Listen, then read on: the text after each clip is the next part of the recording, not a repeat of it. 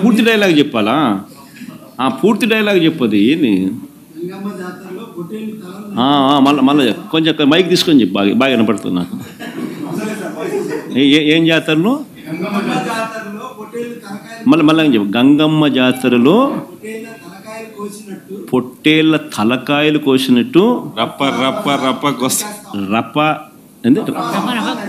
రపా రప రపా రప నరికేస్తాం. అదే ఒక పోస్టరా?